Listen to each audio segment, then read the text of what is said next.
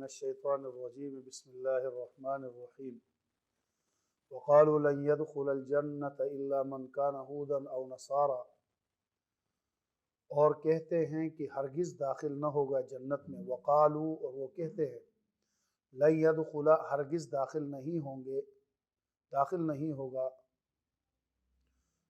جنت میں الا مگر من کان ہودن جو ہو یہودی او نصرانی او نصارا یا ہو نصرانی، تلک امانیہم یہ ان کی خواہشات ہیں۔ اے پیغمبر صلی اللہ علیہ وسلم آپ کہہ دیجئے ہاتو برہانکم لے آؤ دلیل، ان کنتم صادقین اگر تم سچے ہو۔ بلا کیوں نہیں، من اسلم جس نے اپنی ذات کو وجہہ للہ اپنی ذات کو اللہ کے سامنے جھکایا، وہ محسن اور نیک کام کرنے والا ہوا، فلہ اجرہ عند ربہ پس اس کے لیے اس کے رب کے ہاں بدلہ ہے، ولا خوف علیہم ان پر کوئی خوف نہ ہوگا، ولا هم یحزنون اور نہیں وہ غمگین ہوں گے۔ گزشتہ آیات کے ساتھ ان آیات کا تعلق اور ربط یہ ہے کہ گزشتہ آیات میں اہل کتاب کی خرابیوں کا ذکر ہو رہا ہے۔ وہ انبیاء علیہ السلام سے فضول سوالات کرتے تھے اور پھر ان سے اختلاف بھی کرتے تھے۔ اللہ تعالیٰ نے ایمان والوں کو ان کی روش سے منع فرمایا کہ تم یہود والے کام نہ کرنا اور ان کے بہکاوے میں آ کر دین میں شک نہ کرتے لگے رہنا۔ وہ تو چاہتے ہیں کہ اہل ایمان پھر کفر کی طرف پلٹ آئے۔ اہل کتاب حاسد ہیں، ان کے اندر حسد بھرا ہوا ہے، اسی بنا پر وہ انبیاء علیہ السلام پر نکتہ چینی کرتے تھے، کسی دلیل کی بنیاد پر نہیں، حسد کی بنیاد پر۔ اور قرآن پاک میں جو نقص نکالتے ہیں وہ اس لیے کہ مسلمان اپنے دین سے برگشتہ ہوں۔ الغرض بنی اسرائیل کی یہ خرابیاں، یا بنی اسرائیل اذکروا نعمتی التی سے لے کر اگلے رکوع میں حضرت ابراہیم علیہ السلام ان کی ملت اور خانہ کعبہ کے ذکر تک چلی گئی ہے۔ ساتھ ساتھ اہل ایمان کو ان کی خرابیوں سے بچنے کی تلقین کی جا رہی ہے۔ اہل کتاب میں یہودی اور نصرانی دونوں فرقے پائے جاتے ہیں۔ یہودیوں کی نسبت حضرت موسیٰ علیہ السلام کی طرف ہے، وہ اپنے آپ کو حضرت موسیٰ علیہ السلام اور تورات کی طرف منسوب کرتے ہیں، مگر حقیقت یہ ہے کہ نہ تو ان کا حضرت موسیٰ علیہ السلام پر کامل ایمان ہے اور نہ تورات کو اللہ تعالیٰ کی کتاب تسلیم کرتے ہیں۔ انہوں نے اللہ کی کتاب میں تحریف کر کے اس کا حلیہ بگاڑ دیا۔ اس بات کا تذکرہ گزشتہ دروس کے اندر آ چکا ہے۔ آج کل یہودیوں کو سیہونی بھی کہا جاتا ہے۔ سیہون ایک پہاڑ کا نام ہے جو بیت المقدس کے قریب واقع ہے، اسی نسبت سے انہیں سیہونی کہا جاتا ہے۔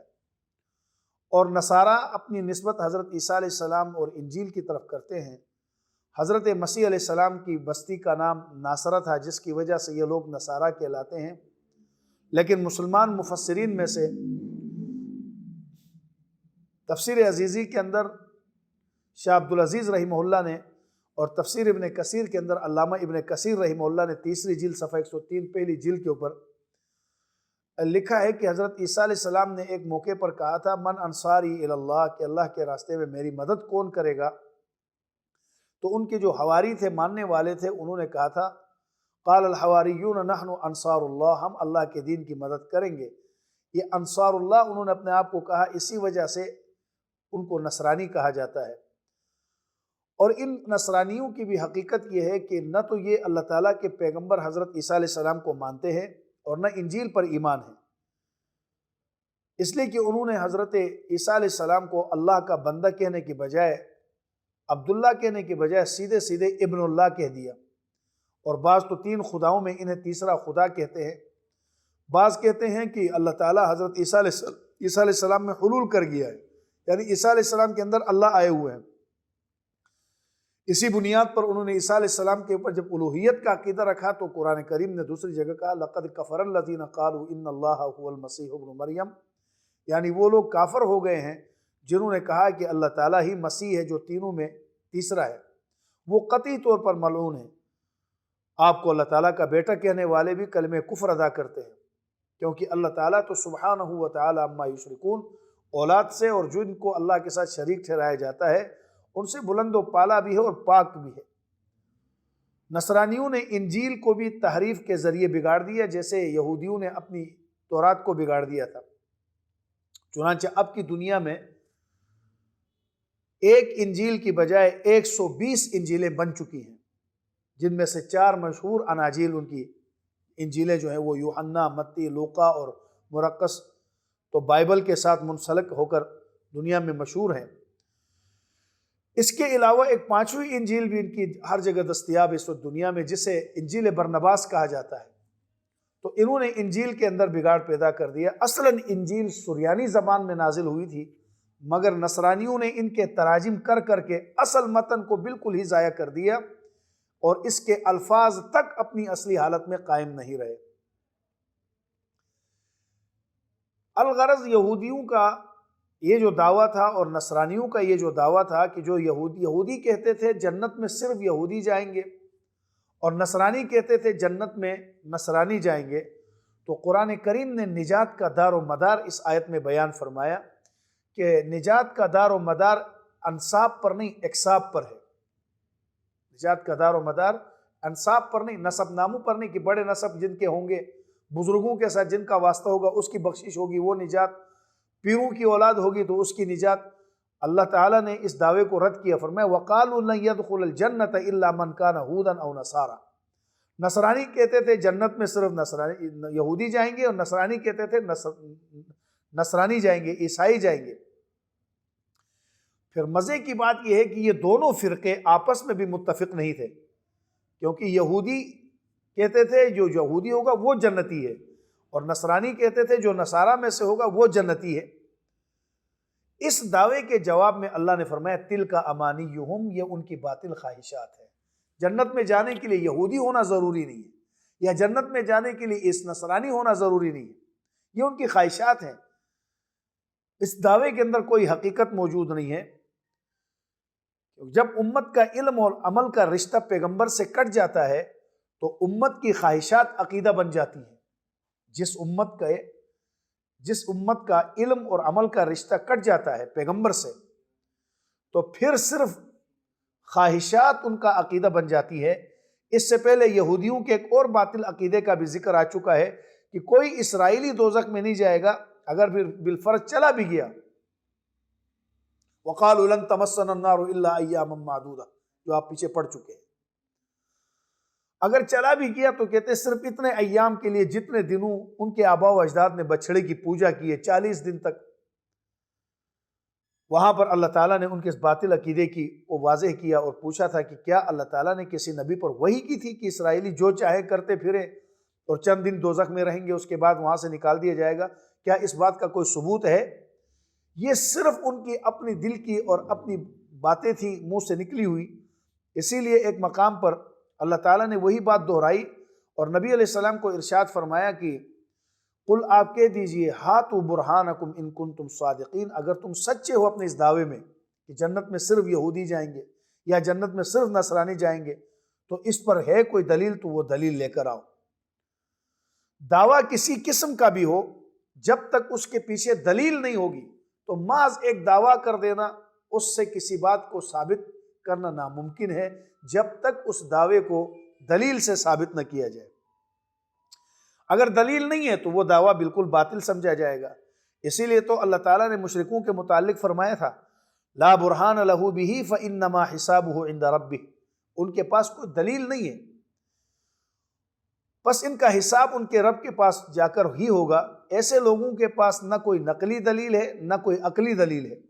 زیادہ سے زیادہ یہ لوگ رواج کو بطور دلیل پیش کرتے ہیں کہ آباء و اجداد ہمارے ایسا کرتے تھے اس لیے بھی ہم ایسا کرتے ہیں۔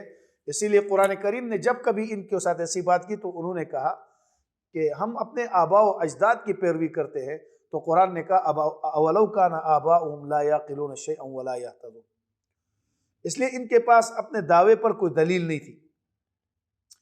اللہ تعالیٰ نے یہود و نصارہ کا دعویٰ نجات غلط قرار دے کر نجات کا ایک قانون اور ضابطہ بیان فرمایا کہ نجات کا دار و مدار اتباع خداوندی پر ہے۔ وہ کیا؟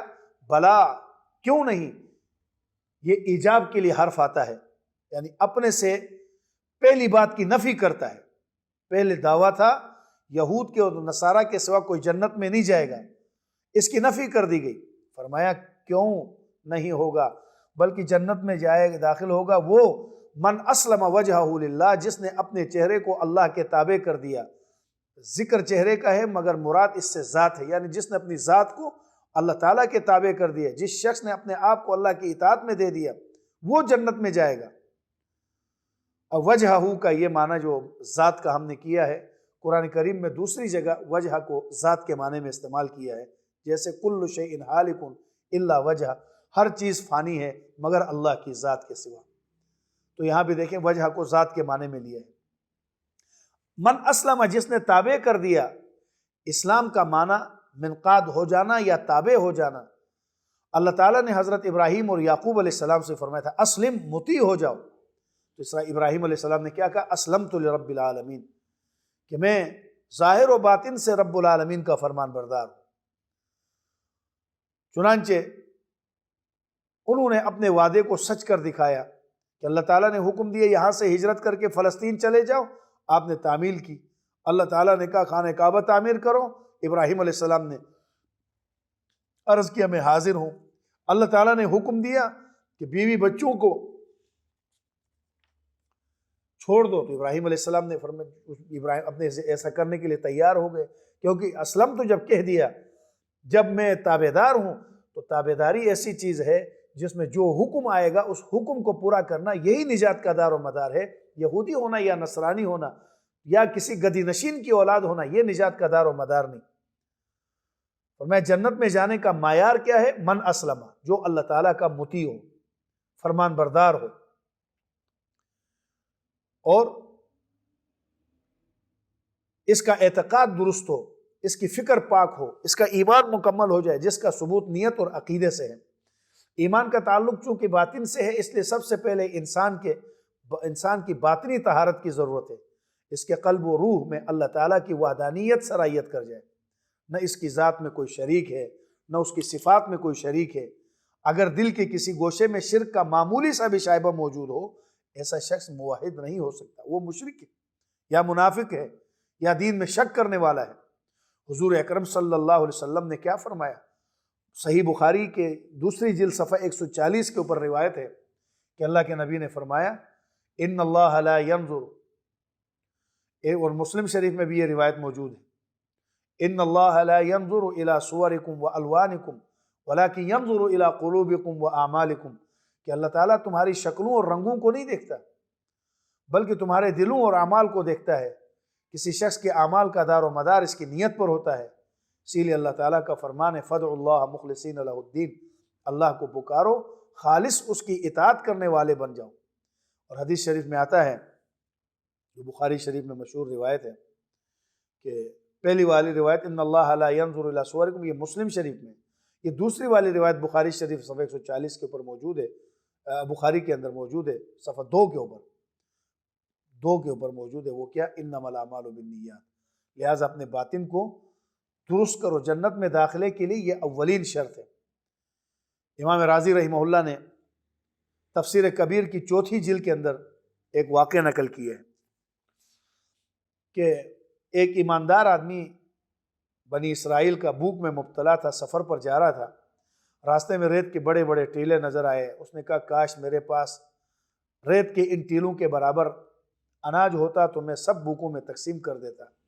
چونکہ خود اس وقت بھوکا تھا، اسے بھوک کی تکلیف محسوس ہوئی، تو اس نے دوسرے بھوکوں کو خیال میں لاتے ہوئے یہ بات کی کہ اللہ کہ میرے پاس اتنا اناج ہوتا میں بھوکوں میں تقسیم کرتا، غریبوں میں تقسیم کرتا۔ بس اس کی اس نیت اللہ کو ایسی پسند آئی یہ بات کہ نبی کے اوپر وحی بھیجی کہ فرمایا کہ اللہ تعالیٰ فرماتے ہیں کہ اس نے تیری اس خالص نیت کو قبول کر کے تجھے ریت کے ٹیلوں کے برابر غلہ ثواب تقسیم کرنے کا ثواب عطا فرما دیا۔ تو اللہ تعالیٰ نے تیرا صدقہ بھی قبول فرما لیا۔ اصل چیز ہے نیت کا صحیح ہونا۔ اور جنت میں داخلے کا جو اصول اللہ تعالیٰ نے فرمایا، اس کا پہلا جز یہ تھا جنت میں داخلے کے لیے کہ اللہ کا مطیع، من اسلم، مطیع اور فرمان بردار۔ اس کا دوسرا جز وہو محسن، مطیع بھی ہو اور پھر اس کے بعد نیکی کرنے والا ہو۔ مقصد یہ کہ جنت میں داخلہ کسی فرقہ یا جماعت کی بنیاد پر نہیں ہوگا کہ یہ بریلوی ہے جنت میں جائے گا، یہ دیوبند والا ہے جنت، نہیں، یا یہ یہودی ہے یا یہ اصل چیز ہے ایمان. ایمان کے اندر شرک نہ ہو اور اس کے بعد اعمال صالحہ. پھر وہ کہاں جہاں کہیں کا بھی رہنے والا ہو، چاہے وہ یہودے کا رہنے والا ہو، چاہے وہ اس بریلی کا رہنے والا ہو، چاہے وہ دیوبند کا رہنے والا ہو، چاہے وہ جس ملک کا بھی رہنے والا ہوگا، اگر اس کا ایمان صحیح ہے، پہلی شرط کہ اس میں شرک نہیں ہے اور اس کا عقیدہ درست ہے، نیت درست ہے، اور تو اس کے بعد نیک عمل کرے گا تو وہ محسن، بھلائی کے کام کرے گا، نیکی کے کام کرے گا، تو وہ یہودی ہو یا عیسائی کہلاتا ہو، اس پر نجات نہیں ہوگا. بلکہ نجات کا قانون اس مقام پر یہ ہے کہ اللہ تعالیٰ نے فرمایا کہ مطیع ہو اور اعمال صالحہ ہو. مطیع کا معنی اندر کا عقیدہ درست ہو، اس میں کوئی شرک نہ ہو، عقیدہ صحیح ہو. اور دوسرے نمبر پر اعمال صالحہ، وہ عمل جس کا ثبوت اللہ کے حکم یا رسول اکرم صلی اللہ علیہ وسلم کی شریعت میں موجود ہو، بدعات پر نہ ہو، تو وہ آدمی جنت میں جائے گا. حضرت مولانا اشرف علی تھانوی صاحب رحمہ اللہ نے اسی لیے لکھا ہے بیان القرآن کے دوسری جلد کے اندر کہ نجات کا دار و مدار اکساب پر ہے نہ کہ انساب پر. نسب کے لحاظ سے کوئی کتنے ہی اونچے خاندان سے تعلق رکھتا ہو یا کسی بھی فرقے سے تعلق رکھتا ہو، نجات اس خاندانی نسبت اور عہدے کی بنیاد پر نہیں، جب تک کہ اس کا باطنی طور پر ایمان اور عقیدہ درست نہ ہو اور ظاہری طور پر اعمال صالحہ انجام نہ دیتا ہو، وہ جتنے بھی بڑے عہدے کا آدمی ہو نجات ممکن نہیں ہے. اس لیے اللہ تعالیٰ نے یہاں پر اعمال صالحہ، ایمان اور عمل صالح کو نجات کا دار و مدار قرار دیا. اب ایمان ہو اور عمل صالح ہو تو اس کے لیے اللہ نے فرمایا کہ ایسے آدمی کے لیے فَلَهُ أَجْرُهُ عِنْدَ رَبِّهِ وَلَا خَوْفٌ عَلَيْهِمْ وَلَا هُمْ يَحْزَنُونَ. اس کے لیے اس کے رب کے پاس بہت بڑا درجہ ہے، نہ اسے خوف ہوگا اور اجر بھی ہے، اور نہ ہی اسے کوئی ڈر ہوگا. وہ خوف سے بھی پاک ہوگا. خوف کا تعلق ہے آگے آنے والی زندگی سے، اور ڈر کا تعلق ہے، خوف کا معنی ہے آگے پیش آنے والے وہ حادثے سے، اور غم کا معنی ہے پیچھے کسی چیز کے چھوٹنے پر. یعنی اللہ تعالیٰ ایمان اور عمل صالح والوں کو ایسی زندگی دیں گے کہ پیچھے دنیا میں کسی چیز کے چھوٹنے کا غم نہیں ہوگا، اور آگے کوئی ایسا حادثہ پیش نہیں آئے گا جس سے ان کو خوف ہو. تو نجات کا دار و مدار خلاصہ کلام یہ نکلا کہ یہودی ہونا، نصرانی ہونا، یا بڑے بڑے اللہ والوں کا واسطہ دینا کہ جی میں ان کی اولاد میں سے ہوں، اپنے انساب بیان کرنا، یہ نجات کا دار و مدار نہیں. نجات کے لیے دو شرطیں اللہ نے لگائی ہیں: من اسلم وجہہ للہ، ایک اللہ کا مطیع ہو، یہ قانون نجات ہے، وہو محسن، دوسرا اعمال صالحہ ہو، عقیدہ صحیح ہو. تو اللہ تعالیٰ اس کی کسی عمل کی ناقدری نہیں فرمائیں گے بشرطے کہ عقیدہ صحیح ہو. وہو مؤمن، دوسری جگہ فرمایا فَمَن يَعْمَلْ مِنَ الصَّالِحَاتِ وَهُوَ مُؤْمِنٌ، کہ اللہ کی ذات کے تابع اور مطیع ایسے انداز سے ہو کہ اس ایمان کی حالت میں جو عمل کرے اس عمل کی اللہ ناقدری نہیں کریں گے، عمل میں شرک نہ ہو. اور اگر عمل کے اندر، عقیدے کے اندر شرک اور بگاڑ ہو تو پہاڑوں جتنی بڑی نیکیاں بھی کرے تو گرد و غبار کی طرح اڑ جائیں گی. اسی لیے ان کی نیکیاں گرد و غبار کی طرح اڑ جائیں گی، گویا وہ راکھ کے ذرات تھے جو آندھی کے آگے بالکل نہ ٹھہر سکے. اسی لیے دوسری جگہ آتا ہے اللہ تعالیٰ فرماتے ہیں عاملۃ ناصبہ، بڑے بڑے عامل، ریاضتیں کرنے والے، محنتیں کرنے والے، کام کر کے تھک جانے والے ہوں گے، مگر قیامت کے روز تسلا نارا حامیہ، تو جہنم میں ڈال دیے جائیں گے. وجہ یہ ہے کہ وہ ایمان کی دولت سے محروم تھے، سب نیکیاں رائگاں جائیں گی. تو معلوم ہو گیا ایمان اگر موجود نہیں ہے تو صرف اپنے نسب نامے کی بنیاد پر کسی کی نجات ہو یہ ناممکن ہے. اور ایمان کے ساتھ عمل صالح سب موجود ہوگا. جب ایمان ہوگا صحیح، شرک سے پاک، اور عمل صالح ہوگا تو اس کے لیے اب فَلَهُ أَجْرُهُ عِنْدَ رَبِّهِ، اس کے رب کے پاس اس کے لیے بہت بڑا اجر ہے. وَلَا خَوْفٌ عَلَيْهِمْ وَلَا هُمْ يَحْزَنُونَ، نہ اسے خوف ہوگا اور نہ اسے غم. خوف آگے کسی چیز سے ہوتا ہے، غم کسی کے پیچھے چھوٹی ہوئی چیز پر ہوتا ہے. اللہ پاک قیامت کے دن نہ آگے کوئی خوف لائیں گے، نہ دنیا پر کسی چیز کے چھوٹنے کا غم ہوگا. اللہ تبارک و تعالیٰ مجھے آپ کو دین سمجھنے، اس پر عمل کرنے کی توفیق عطا فرمائے.